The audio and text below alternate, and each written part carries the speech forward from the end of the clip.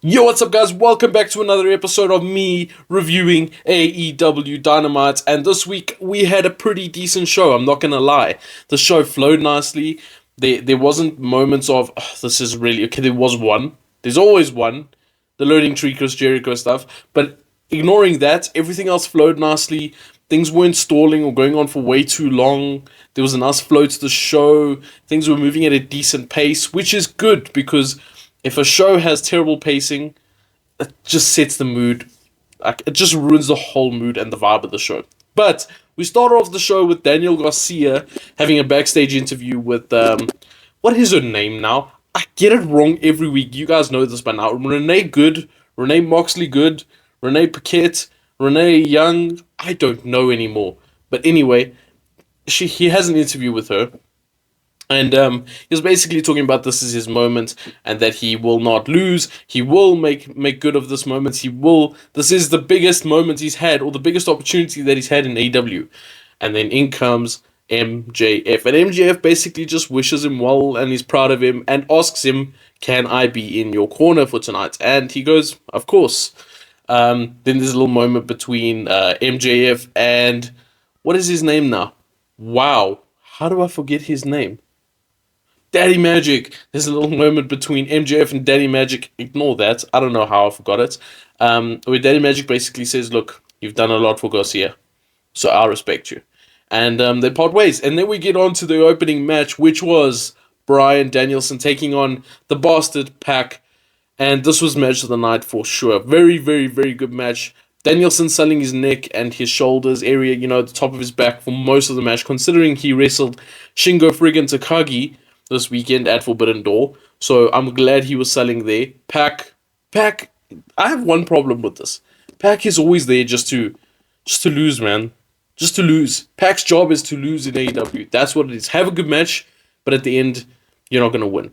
Anyway, like I said, great match between them. Towards the end, I liked the finishing sequence where they were locking in their finishes, their signature, their submission finishes, where Danielson had the label lock in, then Pac had the brutality, what's it called? The brutalizer locked in, and then again we went to the label lock, and I think we went to the brutalizer one more time. Anyway, then they changed that into roll ups, and Bryan Danielson eventually got the win via a roll up.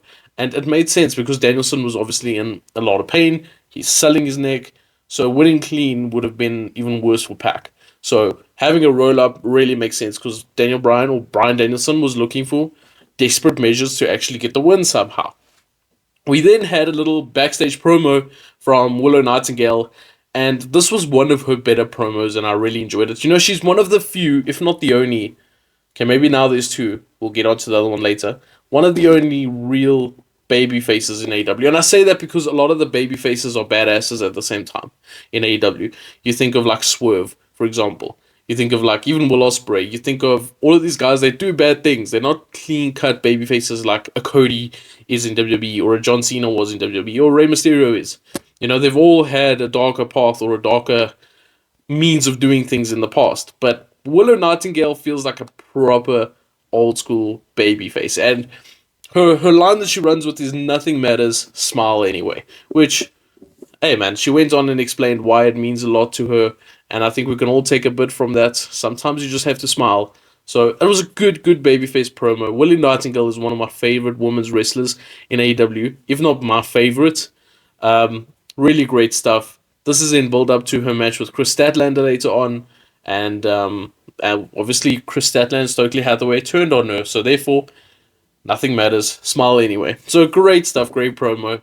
And then we move to Mark Briscoe, who had a promo in the ring where he starts talking about his match this weekend, the TBS ladder match, which he did not win. And then he starts bringing up Blood and Guts, which we know is coming up real soon. And that is when Jack Perry comes from behind and attacks Mark Briscoe. Kyle O'Reilly comes and tries to make the save, but that is quickly shut down by Okada, who joins in and takes out Kyle O'Reilly. So then there's a big beatdown. Now Mark Briscoe takes an EVP trigger from the Young Bucks, and then the Acclaimed eventually come out. That's a feature I noticed tonight. All the saves are late, like really late tonight. We'll talk about that in the main event as well, but like really late. Like, what were you doing? Did you go and first go to the bathroom? Did you go get something to eat first, and then you'd like, oh damn, this guy's in trouble, let me go save him. I don't know. But anyway, they made the save, so I assume it's going to be what? The Acclaimed, Kyle O'Reilly, Mark Briscoe. Does Billy Gunn feature in that match? Probably. I don't know. I don't think he should. But anyway, that's kind of a dull Blood and Guts match, if I do say so myself. We've definitely had some bigger names in Blood and Guts before in previous matches. So that's kind of dull. But anyway, then we had Toni Storm backstage. She was cutting a promo, but talking about Mariah May and Hikaru Shida's match that's coming up. Not in this episode, but I think it's in a future. It's either Rampage or Collision or maybe even Dynamite next week. But the crowd was just so interested in something in the ring. You could hear them. Probably the Acclaimed that just went out there. That they didn't really even listen to Toni Storm's promo tonight. That was probably maybe poor formatting from AEW there. They maybe should have took that into account and done something different there. Maybe got the Acclaimed out first. Maybe played a package, got the Acclaimed out, then went to that. I don't know, something, but just split up the two so that the crowd is actually paying attention to Toni Storm.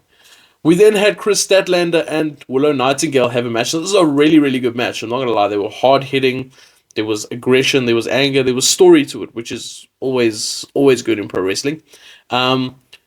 Eventually, Willow got the roll-up pin on Willow Nightingale. Another roll-up win. I'm glad Willow got the win. Did Chris Statlander maybe needed more? Possibly. But I suppose they're going to build to Mariah May versus Willow, which is a face versus babyface match. And then Mariah May ends up getting the win, which is what I'm thinking is going to happen for the Women's Owen Hart Cup final. So, really good match. Maybe they deserved the match on a pay-per-view somehow. They really did. Because I do think that, this one hair standing up here, ignore that, guys. I do think they had a lot more to give, and obviously they had a limited time here. But I think they could do more, and I enjoyed what they gave us, though. We then had, this was probably one of the better segments of the night, and I think I might be alone in that. For some reason, I just feel people will have a problem with it. I don't know why. Anyway, while Britt came out for her promo to address the crowd after her return at Forbidden Door. And there was a few little chirps in the beginning when she started, and I don't know what that was all about from the crowd, because there's only like 20 people there. That was low. The crowds aren't as big as they used to be, so you hear the little chirps. Let me put it that way. Britt explains her illnesses and her injuries and the fact that she had potentially a mini stroke while she was out of action, and that Tony Khan gave her the time off. Well, gave her the time off or had to give her the time off. They said like he could have forced her to work while she was having a mini stroke. But anyway, or after she had a mini stroke. But anyway, yeah. Then we had, it was basically just a classic babyface promo, which I liked from Britt. I didn't want the snarky, old school Britt. I wanted a babyface Britt because she got a huge pop at Forbidden Door. Huge pop. And I'm here for a proper babyface run from Britt Baker. She calls out Mercedes Moné for putting the CEO music in her music as well. The CEO chant in her music saying she needs people to chant, or she pipes in a thing, the CEO chant, so that people actually go along with it, whereas the DMD chant doesn't need a little pipe in of DMD in her music. She was basically implying that. And then during all this, we see Britt Baker's basically finishing off, and then we hear hooters, or a car hooter, and on the Tron, we see Mercedes Moné arriving. She's greeted by the Young Bucks, and the Young Bucks say, set up the ring for the celebration. Set it up. While Britt is still in the ring. Anyway, they start putting up balloons around Britt and all of that. Well, she just stands there and waits. And then in comes Mercedes Moné. Mercedes Moné starts her promo, and we just get loud, shut the fuck up chants for Mercedes Moné. And I absolutely freaking love it. She is a heel. She should be a heel. The babyface stuff didn't work. Her character screams heel. Wyatt was even seen to be a face in the beginning, I don't know. Wyatt was presented as a face in the beginning, I don't know. And don't come at me with the ignorance from Mercedes side, kayfabe ignorance of, but I'm the CEO, I'm the good guy. Don't come at me with that, because that's not what they were trying to do. Okay. Anyway, Britt Baker cooked Mercedes on the mic. I'm not gonna lie. She really did. I enjoyed it. Mercedes clapped back as well. But at the end, I think Britt Baker got the better of Mercedes here, and it seems like Britt Baker called for a match at All In, but Mercedes said she's got to get to the back of the line. And Britt said, what line? And I don't know if the match is going to happen yet or what, but I want that match to happen. And I do think Britt needs to come out on top of that match. But I'll hold my prediction and my thoughts for that just for a moment. Let's see how the story develops first. We then had a Will Ospreay backstage interview where Ospreay was confronted by Don Callis, and Ospreay said, listen, I want out of the Don Callis family. It's not for me. It's not working for me. This is not my vibe. And that's when Don Callis said, fine, I'll let you go, but I will call on a favor one day. And Ospreay says, no problems. And yeah, weird way to do it, but I see the story coming from it. So right now I'm like, really? But there will be a story from it, so I'm going to hold off on that. Then we had the one low point in the night, which was so we had the Samoa Joe Shibata hook taking on the Cage of Agony. Cage of Agony sounds terrible, but anyway. But before that, Chris Jericho basically kicked out Taz from the arena because he's a biased commentator. And he had a document signed by the Elite, blah, blah, blah, all of that stuff. I didn't really pay too much attention when I see Chris Jericho, I'm not going to lie. Anyway, Taz leaves the arena. They have their match. We have Joe, Hook, and Shibata all choking Cage of Agony at once.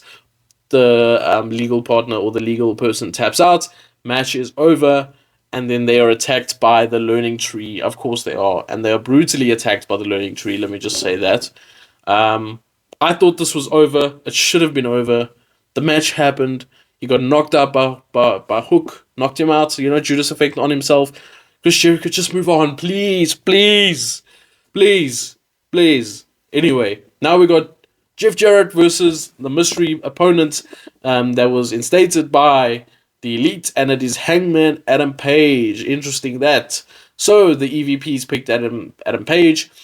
Very decent match. I mean, Jeff Jarrett, the way he can still go at his age is honestly surprising, but he still goes to a decent level at his age. Better than some workers, that's for sure. But in the end, Adam Page gets the win quite aggressively, to be honest. He was very aggressive throughout this match and had a different look on his face, different demeanor about him. And then after the match backstage, the Young Bucks say, hey, we did you a favor. We're back. We brought you back. We put you in the Owen Hart Cup. What about Blood and Guts? And Adam Page got in their faces, grabbed their collars, and was like, I'm here to win the Owen Hart Cup, not to do anything for you. I'm not your guy anymore. I'm not the Elite's guy anymore. And he walked off. Yeah, that's pretty interesting. I thought it was just going to be a Hangman Page straight into that heel gimmick. But I like this. It's different. It's a different way of telling the story. We then had the main event, Daniel Garcia taking on Willie Ospreay. And I was looking forward to this match. I thought this could be a really, really good match. And for the most part, it was. Perhaps they had more gears to go, and I think they will do it one day on a pay-per-view, for sure. But what happened, obviously we saw MJF on the outside. And towards the end of the match, MJF was giving Daniel Garcia his diamond ring to use on Will Ospreay. And Garcia was conflicted, but in the end chose not to do it. And because of that, as soon as he turned around, hidden blade from Will Ospreay, 1, 2, 3, Will Ospreay retains. I was kind of hoping Garcia would win, and Ospreay moves away from that title, but that's not the case. And I wanted Garcia to get a big moment. But anyway, we then had Ospreay talking to Garcia after the match, saying, you did well, all of that stuff. Then he leaves. And in comes MJF, and MJF does the same thing. He says, it's not you, it was my fault. It was my fault. This is not on you. He gets up, raises Daniel Garcia's hand, turns around, kicks him in the balls. This was like, you know what's actually funny? I was watching Full Gear 2019, actually last night. I was watching Full Gear 2019 again. And obviously in the main event, we had MJF throw in the towel, and then Cody lost, meaning Cody could never challenge for the title again. But after the match, they kind of had a little moment. Cody was kind of like, it's okay. Not really, but it's okay. Whatever happened, happened. And then MJF kicked him in the balls, and I was like, this is the same thing, but different. Just not as much storytelling. Just a quicker story. Let me put it that way. There was storytelling, but a quicker story. The Cody one was months and months and months. So I really enjoyed that. It was like a a trait of MJF's character. You know, MJF will always be MJF no matter what. Then he absolutely beat the hell out of Daniel Garcia, took him down, bleeding everywhere. Danny Magic tried to make the save. He got bust open with the ring as well. MJF did a tombstone off the middle rope. We had referees. We had everybody. Christopher Daniels come out. They couldn't stop him. And then out comes Will Ospreay again to chase MJF away. And I'm thinking, bro, where were you? You literally just walked backstage and then you got attacked. Like, what were you doing? You should have just rather not come out at all at this point. Now you just look like you wanted him to get beat before you came and made the save. So like I was saying earlier, it feels like everyone is just late to make saves. I don't know if there's someone at the back like stopping him. I don't know what's happening. He first went to go get some food. I don't know, had a shower first. But yeah, anyway, that's just a small little issue I have. Other than that, heel MJF is back and I love it. Heel MJF is what AEW needs right now, and it's what they've got right now. So, with that being said, decent episode, flowed well. One low point with Chris Jericho, but that's always going to be the case. And yeah, we'll see you guys next time. Take care. Peace.